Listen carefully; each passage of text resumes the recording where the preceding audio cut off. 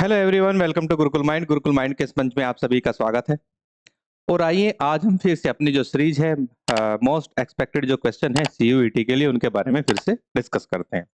So guys, ये हमारा जो है डे 2 है और इसमें हम इसको डिस्कस करने वाले हैं। सबसे पहले हम जान लेते हैं अपने उद्गम बैच कोर्स के बारे में, जो कि आपका 28 फरवरी को जो है स्टार्ट होने वाला है। और इसके लिए आपको करना क्या है कि आप हमारा जो एप्लीकेशन है गुरुकुल माइंड, इस एप्लीकेशन को आप जो है अपने मोबाइल में इंस्टॉल कर सकते हैं और वहां से हमारी सारी जानकारी प्राप्त कर सकते हैं। साथ ही आप जो है अगर कोई आपकी क्वेरी है, हमारा जो इंस्टीट्यूट का ऑफिशियल कॉन्टैक्ट नंबर है या व्हाट्सएप नंबर है 8882608880 पर आप हमसे कॉन्टैक्ट कर सकते हैं। और ज्यादा कोर्स की जानकारी के लिए आप हमारी वेबसाइट भी विजिट कर सकते हैं www.gurukulmind.com। ठीक है। हमारे जो कोर्स के फीचर्स है, जैसे कि हम बताते हैं, कोर्स जो है वो बाइलिंगुअल है, यानी हिंदी और इंग्लिश दोनों मीडियम वाले जो एस्पिरेंट हैं वो हमारे कोर्स को परचेज कर सकते हैं। इसमें आपको जनरल एप्टीट्यूड टेस्ट यानी जीएटी और डोमेन सब्जेक्ट दोनों इसमें मिलने वाले हैं। साथ ही हमारे कोर्स की खासियत ये है कि ये आपको टेस्ट सीरीज प्रोवाइड कर रहा है। टेस्ट सीरीज जो है वो दोनों मोड में होगी, हिंदी और इंग्लिश दोनों लैंग्वेजेस में आपको टेस्ट सीरीज प्रोवाइड की जाएगी। हमारा जो कंटेंट है, ठीक है, उस कंटेंट की अगर हम बात करें तो कंटेंट भी जो है हमारा हिंदी और इंग्लिश दोनों लैंग्वेज में हमारी टीम ने मिलकर बहुत अच्छा कंटेंट जो है आप लोगों के लिए प्रोवाइड किया है। ठीक है, तो चलिए हम सीधे आते हैं क्वेश्चन पे। फर्स्ट क्वेश्चन है हमारा, which year did the Berlin wall fall signalling the weakening of Soviet control in eastern Europe.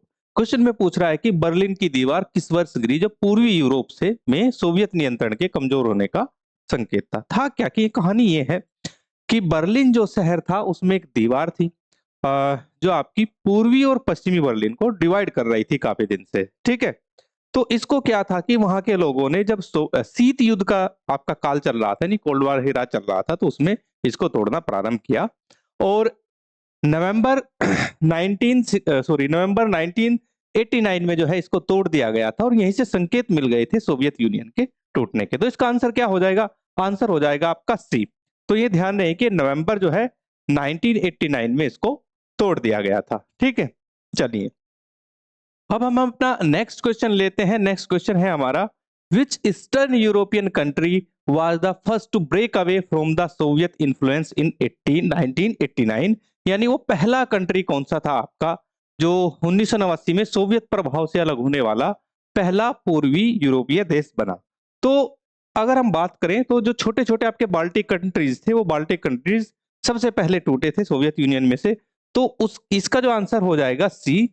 Lithuania जो है वो पहला कंट्री था जो आपका पूर्वी यूरोपियन कंट्री माना जाता है जो टूटने वाला सबसे पहला था। ठीक है, चलिए अब हम क्वेश्चन नंबर 3 ले लेते हैं।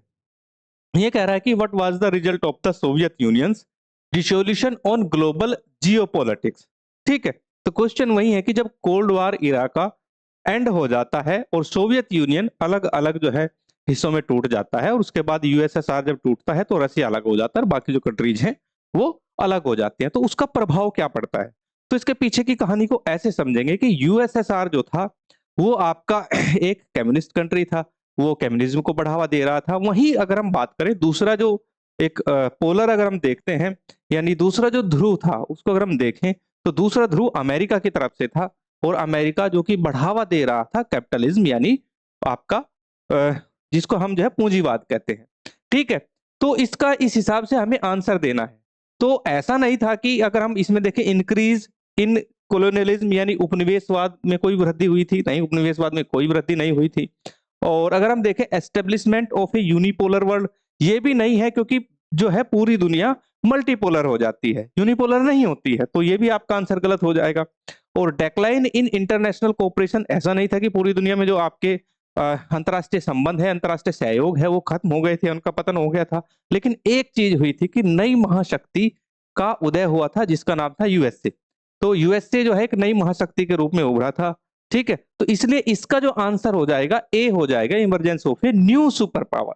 ठीक है, तो नई सुपर पावर जो है वो धीरे धीरे उभर रही थी और वो सारे देश जो है धीरे धीरे आगे बढ़े जो कहीं ना कहीं जो है वो यूएसएसआर के इन्फ्लुएंस में रहते थे। तो आंसर क्या हो जाएगा इसका? ए इसका आंसर हो जाएगा। नेक्स्ट क्वेश्चन ले लेते हैं। क्वेश्चन है आपका कि what was major factor leading to the economic collapse of the Soviet Union, यानी सोवियत संघ के आर्थिक पतन का प्रमुख कारण क्या था? तो इसमें से आपको जो है आंसर देना है।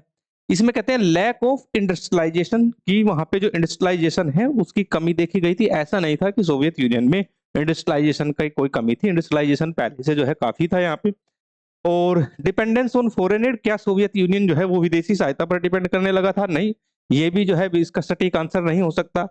या वहां पे एग्रीकल्चर फेलियर था? ऐसा भी नहीं था, लेकिन ये था कि ये सारी चीजें वहां पे पीक पे थी, उसके बावजूद जो है जो आपका यूएसएसआर था उसने क्या किया था कि हाई मिलिटरी स्पेंडिंग, यानी सैन्य खर्च बहुत ज्यादा जो है उसने किया था। आज भी रसिया अगर देखते हैं, रसिया का जो माइंडसेट रहता है वो सैन्य खर्चों के ऊपर, और अच्छे अच्छे जो है आपके मॉडर्न टेक्नोलॉजी के इक्विपमेंट और आर्म्स एंड एनिमेशन बनाने में जो है वो अग्रणी रहता है हमेशा।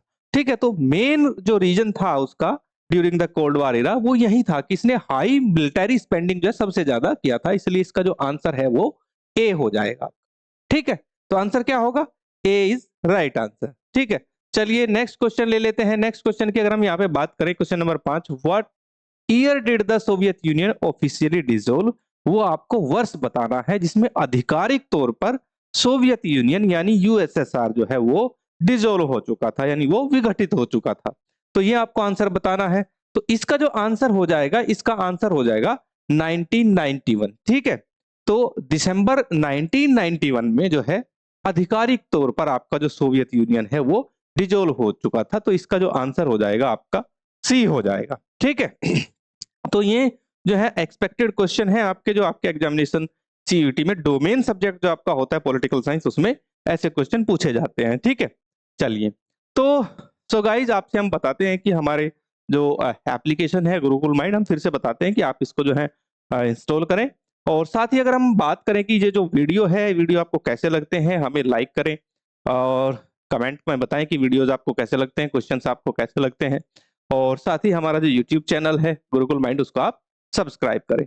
ठीक है, तो एप्लीकेशन गुरुकुल माइंड आप जो है इंस्टॉल कर सकते हैं, और आप हमें जो है इंस्टाग्राम, टेलीग्राम एंड फेसबुक सभी पे आप जो है हमें फॉलो कर सकते हैं। साथ ही अगर आपको हमारी फिजिकल क्लासेस लेनी है, ऑफलाइन क्लासेस में आपको आना है, ठीक है, तो उसके लिए हमारा जो एड्रेस है ओमिक्रॉन फर्स्ट ग्रेटर नोएडा में हमारा एड्रेस है। आप हमारे कॉन्टैक्ट नंबर 8882608880 पर भी कॉन्टैक्ट कर सकते हैं। साथ ही हमारी वेबसाइट www.gurukulmind.com पर आप हमें संपर्क कर सकते हैं। तो गाइज आज के लिए इतना ही, अब मुझे दीजिए इजाजत। धन्यवाद।